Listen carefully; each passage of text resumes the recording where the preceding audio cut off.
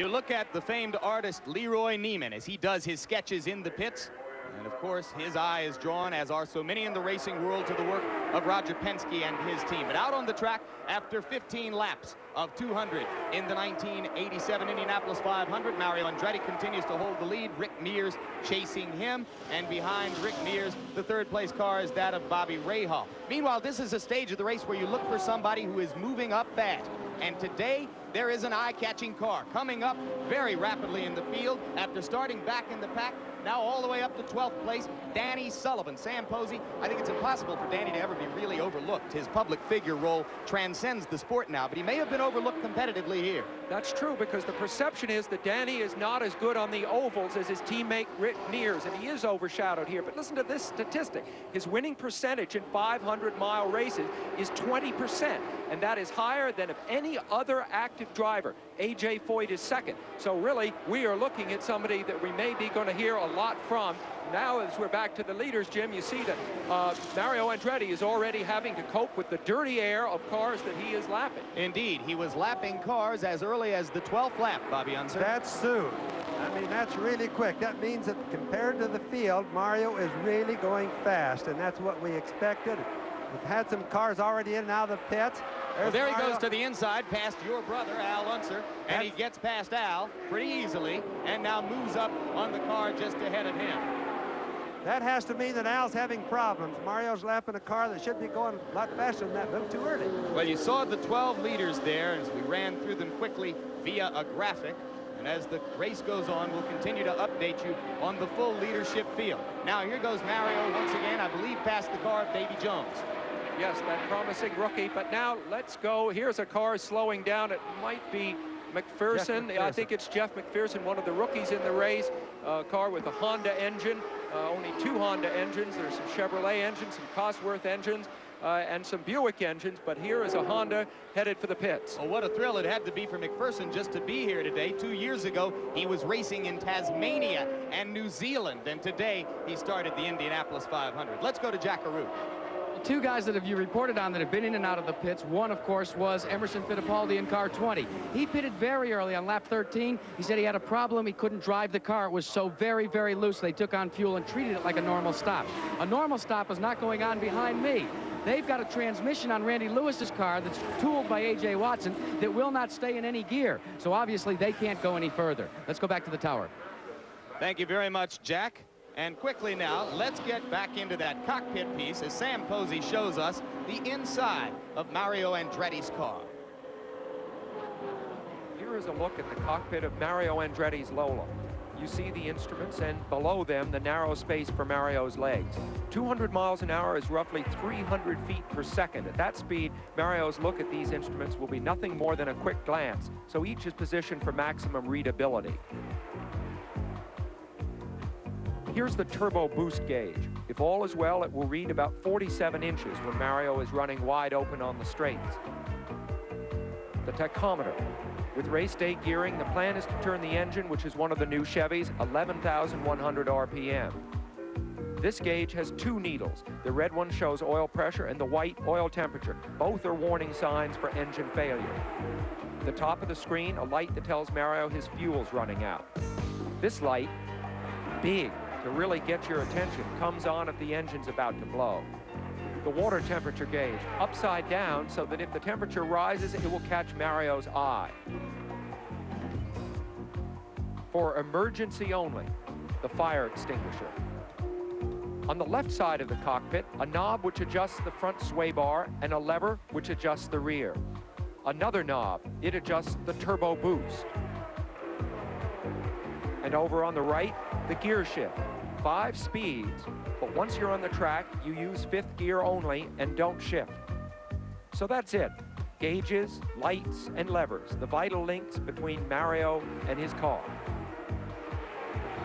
And right now, what Mario is attempting to do is to destroy whatever link might have existed between him and the rest of the leaders at this early stage of the race. Mario is fulfilling the prophecy of many here this month, that he would have a chance to perhaps run away. Now, we'll take a look with Sam Posey at the interval between Andretti and the car chasing him, which is that of Rick Mears.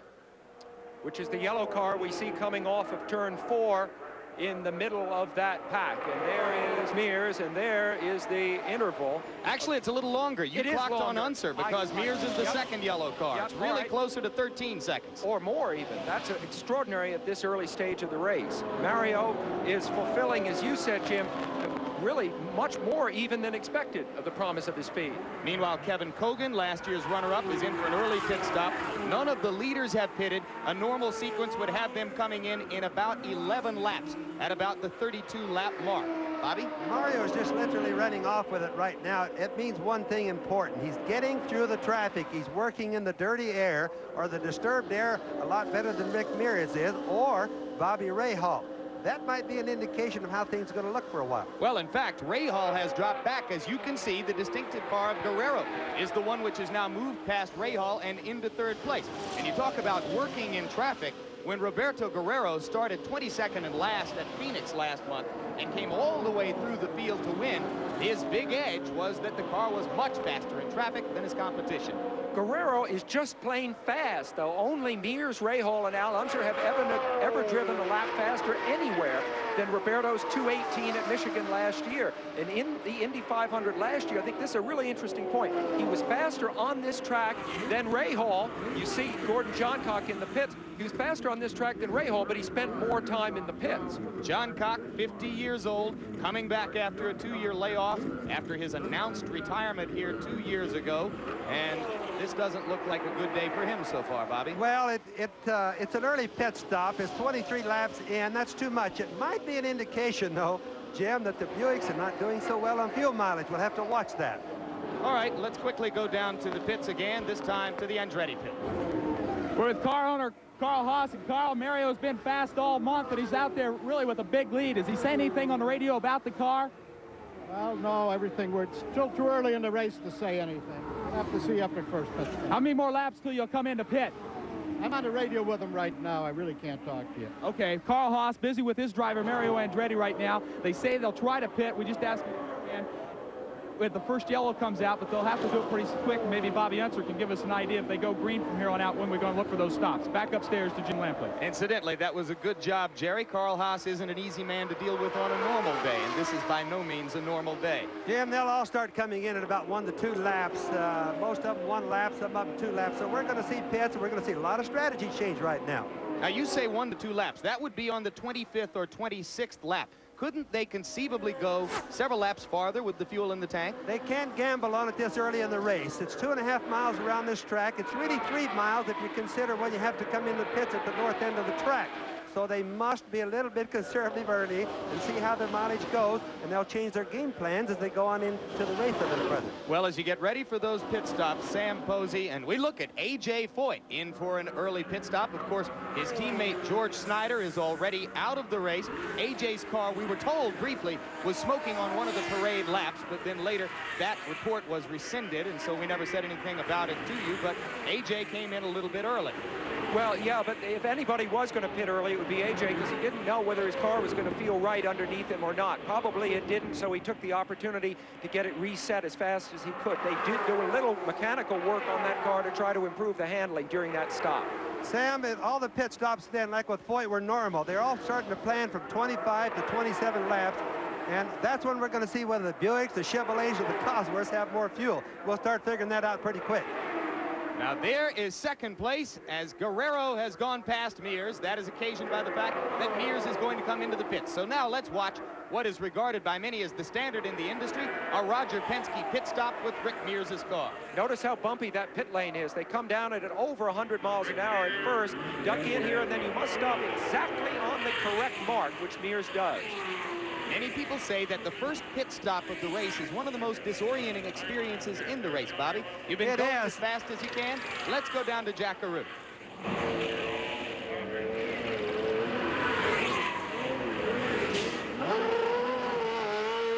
Jim, this is a case of what we saw there where Rick had both right side tires changed. Now that is only for changing the handling. What it meant was he wanted to change the stagger a little bit on the right rear between the right and the left for a little bit of help in the handling. Now we should see Rick go a little bit faster than he's been going in the first sequence.